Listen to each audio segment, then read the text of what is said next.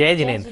स्वागत है आप सभी का हमारे विशेष कार्यक्रम समस्या एक समाधान अनेक। जी हाँ, समस्या एक समाधान अनेक। मैं हूँ डॉक्टर प्रिया जैन। मैं doctor Pradeep Jain, vastu expert, astrologer, reiki grand master और भक्तामर मंत्रा हीलर।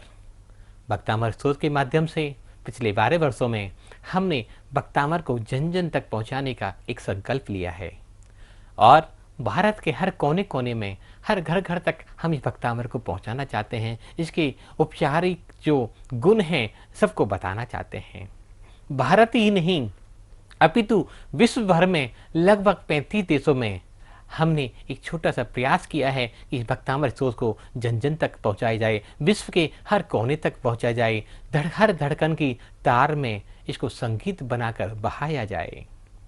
इसमें ये कार्य हम अकेले नहीं कर सकते, हमें आप सबकी आवश्यकता है। आप और हम सब मिलकर जब प्रयास करेंगे तो ये अमूल्य औषधि, अमृतमयी औषधि, ये अमृत संसार के कोने कोने तक आसानी से उपलब्ध हो पाएगा। करना क्या है, आप सबको इसमें सहयोग करना है, बढ़ाना है अपना हाथ आगे, जानना है इसके बारे में। जो सबसे ज़्यादा ज़रूरत है शुद्ध उच्चारण, इसका तरीका, इसके पास इसकी विधि और आपकी श्रद्धा की। ऐसा नहीं है कि आप लोग प्रोग्राम देख रहे हैं तो आपके पास श्रद्धा नहीं है, लेकिन श्रद्धा हमारी कभी कभी कमज़ोर हो जाती है, एक धागे के समान ढीली पड़ जाती है। हमें अपनी श्रद्धा को मजबूत बनाना है, हमें अपनी श्रद्धा को ऊंचाइयों तक लेके जाना है।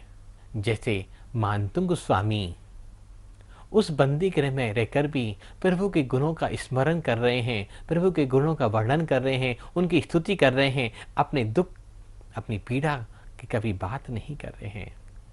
दोस्तों, संसार में जो भी आया है वो दुखी तो अवश्य ही है, किसी न किसी कारण से दुख और पीड़ा उसके साथ हमेशा लगी रहती है। जिनवानी में भी कहा गया है, जो संसार विशेष सुख होता तीर्थंकर क्यों त्यागे, काहे को शिव साधन करते संयम सो अनुरागे। तो भक्तामर में तो उन सभी दुखों को दूर करने की बात कही गई है, लेकिन उससे भी ज़्यादा आवश्यक है। दुख तभी दूर होंगे जब हम संयम धारण कर लेंगे। हम एक तरफ तो असंयम का परिचय देते हैं, सभी जमीकंद का सेवन करते जाते हैं, रात्रि भोजन का तक त्याग नहीं कर पाते, और उससे भी आगे बढ़कर हम अवक्ष्य का सेवन करते हैं। मद मधुमास आज हमारी कम्युनिटी में आम बातें हो गई हैं। तो हम जब तक संयम का पालन नहीं करेंगे, जब तक संयम के मार्ग पर नहीं आगे बढ़ेंगे, तब तक भक्तामर भी काम नहीं करेगा। सुबह ये तो हमने नियम ले रखा है कि सुबह जब तक हम भक्तामर नहीं करेंगे, भक्तामर का पाठ नहीं सुनेंगे, तब तक हम अन्न जल भी ग्रहण नहीं करेंगे। और बहुत सारे लोगों को मैं जानता हूं जो भक्तामर प्रतिदिन पढ़ रहे हैं, पढ़ा भी रहे हैं, सिखा भी रहे हैं लोगों को, लेकिन उनका अंदर का व्यवहार क्या है, उस व्यवहार पे जाना पड़ेगा हमें। बड़ी पीड़ा और दुख होता है जब हमारे अपने ही लोग भक्तामर तो पढ़ते हैं लेकिन व्यसनों में घिरे हुए हैं। जब तक व्यसनों से हम मुक्त नहीं हो पाएंगे, जब तक हम शराब और मदिरा से मुक्त नहीं हो पाएंगे, जब तक हम क्लबों से मुक्त नहीं हो पाएंगे, जब तक हम नाइट पार्टियों से मुक्त नहीं हो पाएंगे, तो क्या हम अपने चरित्र को सुधार सकते हैं? क्या हम संयम का पालन कर सकते हैं? कभी नहीं।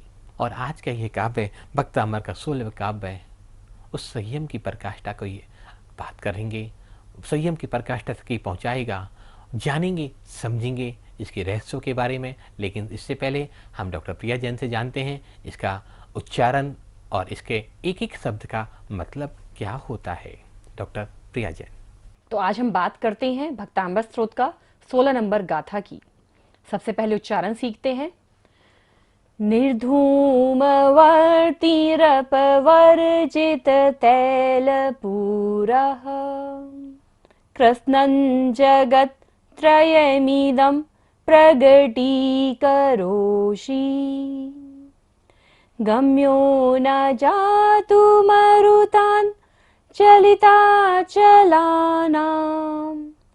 दीपोपरस्वमसिनात् जगत्प्रकाशः निर्धूमवर्ती निर्धूमवर्ती। निर्धूम ध पर बड़े ऊ की मात्रा है, इसलिए इसको हमने लंबा लिया है। निर्धूमवर्तिरपवर्जित तैलपूरः। पूरः पर विसर्ग है, इसलिए सांस का विसर्जन करना है। कृष्णन् जगत, कृष्णन् न के ऊपर बिंदी और बाद में क्या है ज, अंजन की तरह पढ़ेंगे हम यहाँ पर। कृष्णन् जगत त्रयमिदम्, द के ऊपर बिंदी है और बाद में क्या है प्रगति, प वर्ग है, तो क्या होगा बिंदी का उच्चारण म। मिदम प्रगति करोषि, ट पर बड़े ई की मात्रा है, तो इसलिए हमने लंबा लिया है।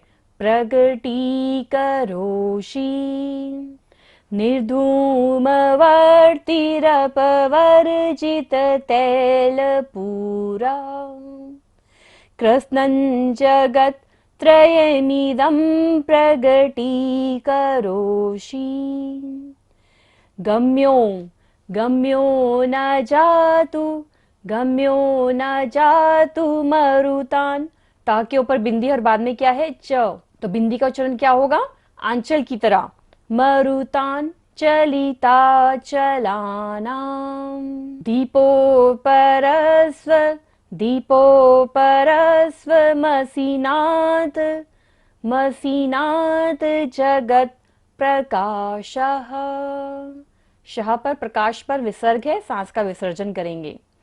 भक्तांबर स्तोत्र के हर एक लाइन में 14 अक्षर हैं और पूरे एक श्लोक में 56 बीजाक्षर हैं। जब आप किसी श्लोक को पढ़ रहे हैं, उच्चारण कर रहे हैं, आपने 56 मेडिसिन को इनटेक कर लिया। बीज क्या है? बीजाक्षर मीन्स जब हम धरती के अंदर एक बीज डालते हैं तो उससे एक बड़ा पेड़ बन जाता है। तो भक्तांबर स्तोत्र का जो ये 16वां काव्य है, 56 बीजाक्षर हैं इसमें। जब हम इसका उच्चारण करेंगे तो सोचिए हमारी लाइफ में क्या परिवर्तन आ सकता है। वर्ड टू वर्ड अर्थ समझते हैं अब हम इसका। निर्धूम, निर्धूम मीन्स धुआं रहित। वर्ती, वर्ती मीन्स बत्ती, दीप। रप वर्जित, शून्य रहित। तैल, तैल मीन्स तेल की पूर्णता से, तेल भरपूर है, तेल की पूर्णता से। तेल पूरः मीन्स, पूरः मीन्स तेल की पूर्णता से।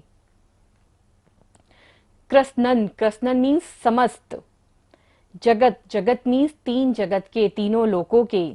जगत, जगत त्रय, जगत त्रय मीन्स तीनों लोकों के नाथ हैं आप, तीनों जगत के नाथ हैं आप। मिदम, मिदम मीन्स यह, इस। प्रगति, प्रगति करोषि, प्रकाशित करते हो, प्रकाशित करते हो सभी को। गम्यो, गम्यो मीन्स जाने में योग्य, जाने में समर्थ। न, न मीन्स नहीं। जातु, जातु मीन्स कभी। मरुतान, मरुतान मीन्स वायु को। चलिता चलानाम, पहाड़ों को हिलाने वाली।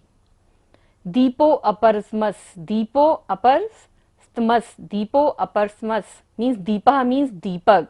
अपरह मीन्स अपूर्व। त्वम मीन्स तुम। मसी, मसी मीन्स हो। नाथ मीन्स स्वामी। जगत प्रकाशः, जगत में उजाला करने वाले। तो बहुत ही अच्छा काव्य है ये। सभी तरह के प्रतिद्वंदी को, जो भी हमारी नेगेटिव चीजें हैं, हमारे से जो भी लोग ईर्ष्या करते हैं, हमारे प्रतिद्वंदी हैं, उनको भी मित्र बना देता है ये काव्य। उनके अनुप्रमाणुओं में भी परिवर्तन आ जाता है। जो हमारे खिलाफ हैं लोग, जो हमारी बुराई करते हैं या जो हमारे दुश्मन हैं, वो भी हमारे दोस्त बन जाते हैं। तो बहुत ही सुंदर काव्य है ये। सभी लोगों को इस श्लोक का पठन पाठन करना चाहिए। जो लोग आपसे आर्ग्यूमेंट करते हैं, उन लोगों को सुधारने के लिए, उन लोगों के अनुपरमाणुओं में भी परिवर्तन करने के लिए आप इस श्लोक का पठन पाठन कर सकते हैं।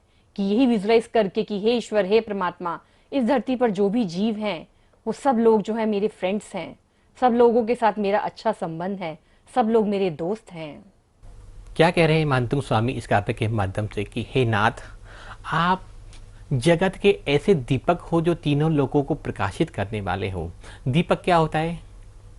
दीपक मिट्टी का दीपक हो सकता है, चांदी का हो सकता है, सोने का हो सकता है, किसी और धातु का बना हो सकता है। दीपक में सबसे पहले पात्र चाहिए, उसके बाद रुई चाहिए, घी चाहिए, तेल चाहिए। जब दीपक जलाया जाएगा तो उस दीपक से धुआं निकलता है और उस दीपक को बुझाया जा सकता है। हवाएं उसको बुझा सकती हैं, फूंक से उसको बुझाया जा सकता है, कोई भी आंधी उसको बुझा सकती है। तो कहा कि आप तो एक ऐसे दीपक हो जिसमें कोई धुआं नहीं है, जो बिना तेल के प्रकाशमान है, बिना बाती के प्रकाशमान है, बिना दिए के प्रकाशमान है। और आपका प्रकाश संसार में हर कण कण तक पहुंच रहा है, हर जन जन तक पहुंच रहा है। ऐसा प्रकाश आपके दीपक है जिसको कोई बुझा भी नहीं सकता। वस्तुतः ये काव्य हमारे अंधकार को दूर करने वाला है, हमारी इंट्यूशन पावर को स्ट्रॉन्ग करने वाला है, हमारी अंतर्दृष्टि का विकास करने वाला है। जब हम इस काव्य का पाठ करते हैं तो हमारी आत्मशक्ति जागृत होती है, हमारी अंतर्दृष्टि, हमारी इंट्यूशन पावर बढ़ जाती है और हम अंधकार से प्रकाश की तरफ आगे बढ़ते हैं। जब हम अंधकार के प्रकाश की तरफ बढ़ते हैं तो हमें सही और गलत का भेद मालूम पड़ने लग जाता है। जब हम सही और गलत का भेद मालूम पड़ता है तो हम कभी किसी को गलत नहीं बोल सकते, हम कभी किसी की प्रतिद्वंदी नहीं बन सकते और हमारा भी कोई प्रतिद्वंदी उस समय नहीं हो सकता। साथियों, जरूरत है हमें सही अर्थ समझने की। ऐसा नहीं कि जितना मैंने बताया उतना ही इस काव्य का पूर्ण अर्थ हो पाएगा, क्योंकि भक्तामर स्तोत्र एक महाकाव्य है और महाकाव्य महासागरों के जैसे होते हैं कि उसमें से निकालते जाओ, निकालते जाओ, निकालते जाओ, और मोती और मोती और मोती निकलते चले जाएंगे। रहस्यों से भरे होते हैं, जैसे कभी सागर के हृदय को कभी पूरा छाना नहीं जा सकता, सागर की गहराइयों को कभी पूर्णता से देखा नहीं जा सकता। तो ऐसे ही भक्तामर स्तोत्र का यह काव्य है जो अंधकार से प्रकाश की तरफ ले जाता है, जो हमारी अंतर्दृष्टि को, इंट्यूशन पावर को बढ़ाता है। तो उसको भी कभी मेजर नहीं किया जा सकता कि कितनी बढ़ेगी, कहाँ तक पहुँच पाएंगे, कहाँ तक हम जान पाएंगे। तो भक्तामर में ऐसे ऐसे रहस्य भरे पड़े हैं जो अद्भुत हैं, अलौकिक हैं, जिनको हम अपने इस जन्म में तो क्या अनंत जन्म भी लगा दें तो भी हम इसको पूर्ण रूप से ज्ञान इसका नहीं कर पाएंगे। यहाँ आदिनाथ स्वामी आंतरिक शक्ति के परिणमन की बात कर रहे हैं कि मेरे अंदर इतनी क्षमता है, समर्थता है कि मैं चाहूं तो केवल्य तक प्राप्त कर सकता हूं, मैं चाहूं तो हर अंधकार को दूर कर सकता हूं, मैं चाहूं तो अपने दीपक को अपनी आत्म ज्योति के 11 आत्मज्ञान के द्वारा प्रकाशित कर सकता हूं, और नहीं चाहूं तो युगों युगों तक इस भव ब्रह्म में भटकता रह सकता हूं। तो भक्तामर एक अद्भुत महाकाव्य है। रेकी एनर्जी भी हमारी इंट्यूशन पावर को बढ़ाती है, हमारी आत्मशक्ति को प्रकट करती है कि हमारे अंदर इतनी क्षमताएं हैं कि हम यहाँ बैठकर अनंत मील दूर, लाखों मील दूर भी किसी का उपचार कर सकते हैं, किसी की सोच का परिवर्तन कर सकते हैं, किसी को दुख और पीड़ा को दूर कर सकते हैं। तो क्यों ना हम इसके पूर्ण रहस्य को जानें और समझें। तो हम सभी का स्वागत करते हैं अपने विशेष कार्यक्रम, जो 6 दिन की हमारी कार्यशाला है, रेकी और भक्तामर हीलिंग। आप सभी से मैं आग्रह करना चाहूँगा कि इसको जानें, समझें इस रहस्य को कि भक्तामर से कैसे उपचार किया जा सकता है। रेकी हीलिंग को यूज करके हम अपने इस जन्म को ही नहीं, आने वाले कई जन्मों को हील कर सकते हैं और पूर्व जन्म के पापों को भी हम हील कर सकते हैं, सुधार सकते हैं। क्षमा याचना करते हुए, उन पापों की निर्जरा करते हुए हम अपने आने वाले कल को सुधार सकते हैं, बदल सकते हैं। जब हम अपने आज को बदलेंगे तो निश्चित हमारा आने वाला कल भी बदलेगा और हमारा भविष्य उज्जवल और प्रकाश में हो जाएगा। जैसे मानतुंग स्वामी इस काव्य में कह रहे हैं कि उसका अंधकार मिट जाएगा। अंधकार मिटता है, ज्ञान की प्राप्ति होती है तो हमें एक नई राह मिलती है, एक नई चाह मिलती है। जरूरत है हम सभी को इस पथ पर आगे बढ़ने की, सभी को इन उपचारों के माध्यम से अपने परिवार का, अपने समाज का कल्याण करने की। हम डॉक्टर के पास तो जाते ही हैं, दवाइयाँ लेते हैं, आयुर्वेदिक औषधियाँ लेते हैं। वो औषधियाँ हमें थोड़े समय तक ही आराम दे सकती हैं, लेकिन भक्तामर एक ऐसी औषधि है जो हमारे अनंत जन्मों के पापों को क्षय कर देगी, हमें अनंत सुख को प्राप्त करा देगी और अनंत ऊर्जाओं के साथ हमारा संपर्क स्थापित करा देगी। इन सभी को जानने के लिए एक प्रोसेस है। बेसिक जानकारी हम आपको पारस चैनल के माध्यम से यहाँ उपलब्ध करा रहे हैं, लेकिन मैंने कहा ये तो ज्ञान का भंडार है, अनंत ऊर्जाओं का स्रोत है। जब हम 1 to 1 एक दूसरे को जानते हैं, समझते हैं, इसके उपचार के बारे में, इसकी विधियों के बारे में समझेंगे, तो हमारे अपना कल्याण तो होगा ही, हमारे परिवार का कल्याण तो होगा ही। हम इस दोनों ऊर्जाओं को मिलाकर, रेकी और भक्तामर शक्तियों को मिलाकर हम सभी का उपचार कर सकते हैं और अपना कैरियर बना सकते हैं, अपने आने वाले कल को सुधार सकते हैं, अपने भविष्य को बना सकते हैं, अपने वर्तमान को ठीक कर सकते हैं और असाध्य से असाध्य रोगों पर हम विजय प्राप्त कर सकते हैं।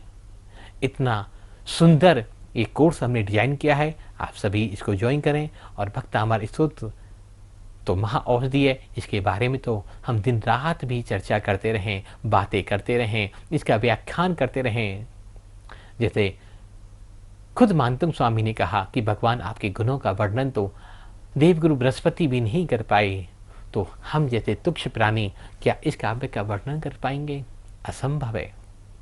मेरी लेखनी में, मेरी जिह्वा के माध्यम से तो ये कार्य इस जन्म में क्या अनंत जन्मों में भी कभी पूर्ण नहीं हो सकता, लेकिन फिर भी हम हार मानकर तो नहीं बैठ सकते, हम पीछे तो नहीं हट सकते। थोड़ा थोड़ा प्रयास हम सभी सामूहिक रूप से करें, पर भावना का कार्य करें, बताएं लोगों को कि भक्तामर अमृतमयी औषधि है, भक्तामर से अनेक उपचार किए जा सकते हैं, भक्तामर से जीवन की हर समस्या का समाधान किया जा सकता है। तो निश्चित ही यह पुण्य हमें जब हमारे अकाउंट में इकट्ठा होता चला जाएगा, तो कोई भी रोग और व्याधि हमें कभी भी छू तक भी नहीं पाएगी। तो जरूरत है सही दिशा में आगे बढ़ने की, सही कार्य करने की। हम सब मिलकर ये प्रयास करेंगे, हम कर रहे हैं। और बहुत सारे लोग जो हमसे जुड़े हुए हैं, जो नृत्य ये प्रोग्राम भी देख रहे हैं, उनके फ़ोन कॉल्स भी आते हैं, मेल्स भी आते हैं, व्हाट्सएप भी आते हैं। और कुछ लोग ऐसे भी हैं जो शर्म के कारण सुकुचा जाते हैं और अपनी अभिव्यक्ति को एक्सप्रेस नहीं कर पाते। तो सभी से आग्रह है, तो आप जो कहना चाहते हैं, आप जो बताना चाहते हैं, निश्चित ही आप मेल कर सकते हैं, आप व्हाट्सएप कर सकते हैं, आप कॉल भी कर सकते हैं।